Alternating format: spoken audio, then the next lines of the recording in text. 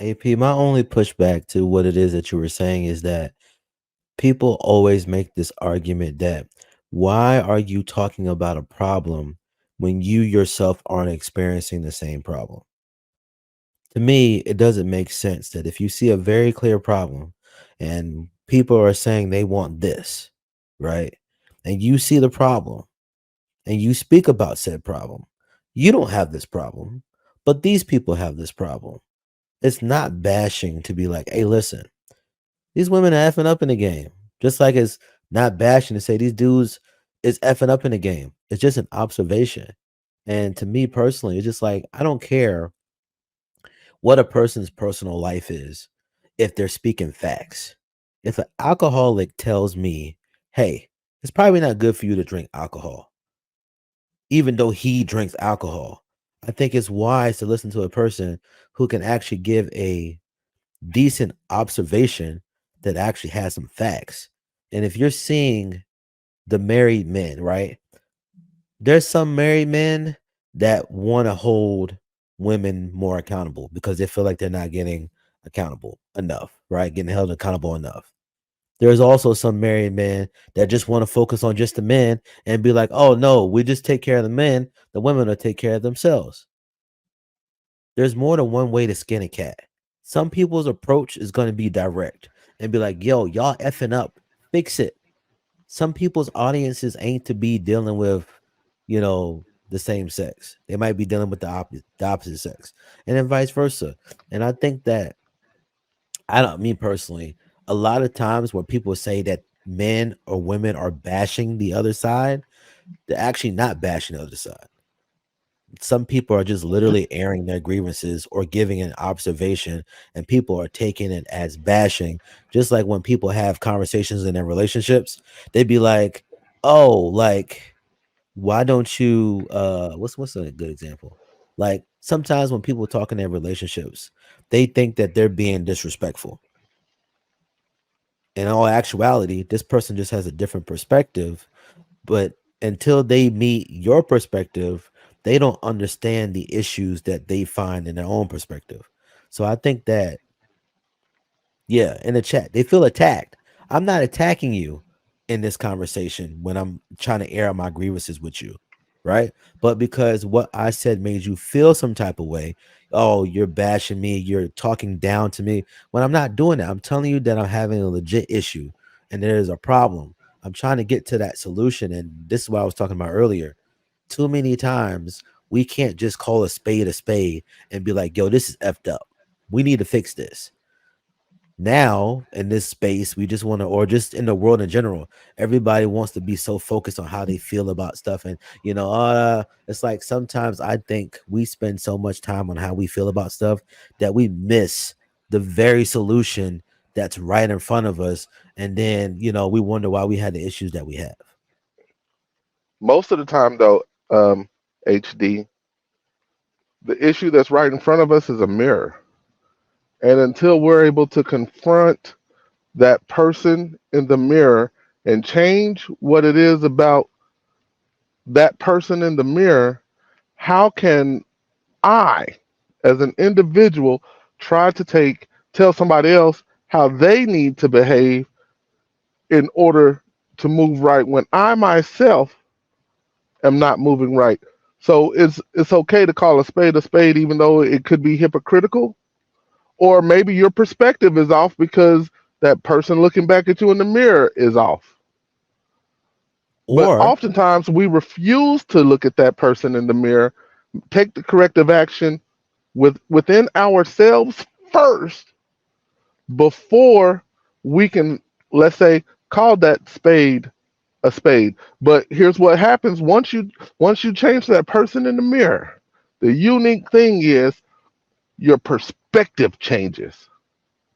And when your perspective changes, you will then begin to see a whole bunch of things a different way. But you have to address that person in the mirror before I can address the person across the street. But see, this okay, is a thing though, too, AP.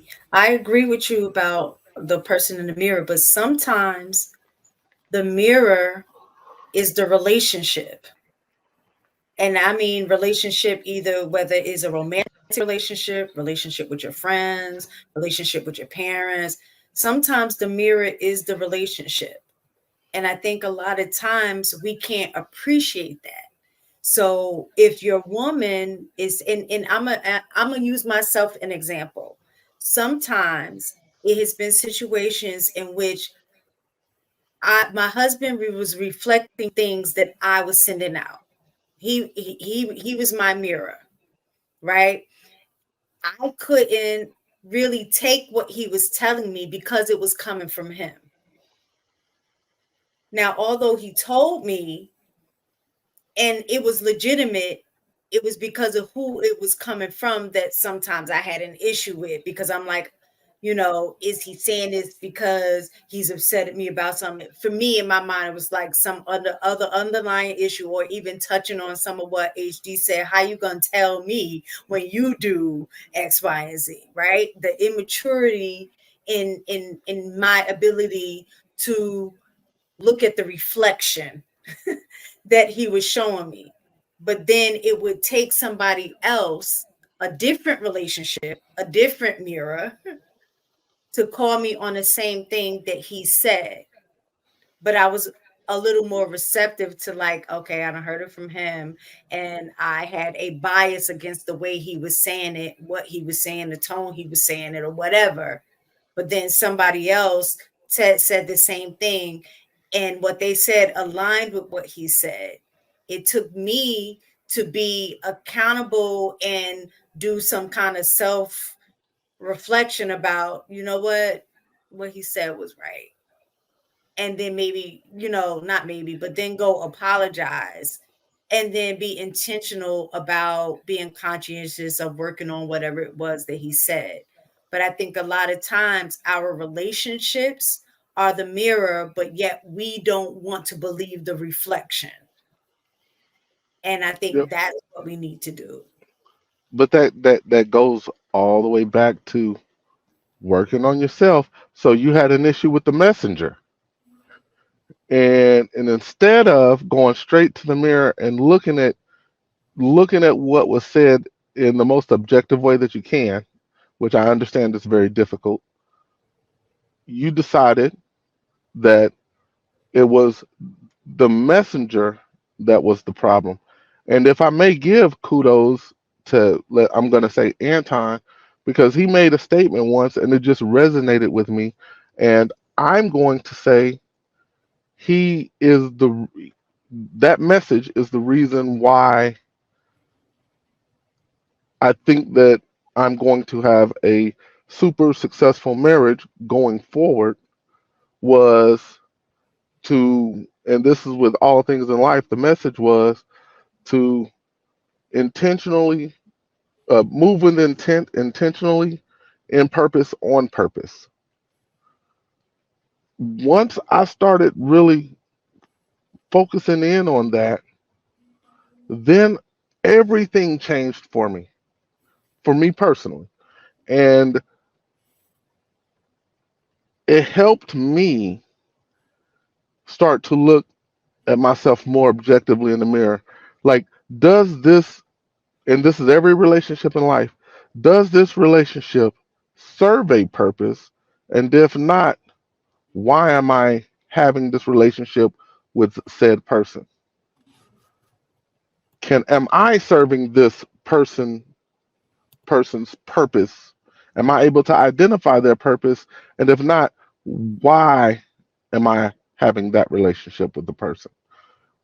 So I say it always will start with the person in the mirror, regardless of the messenger.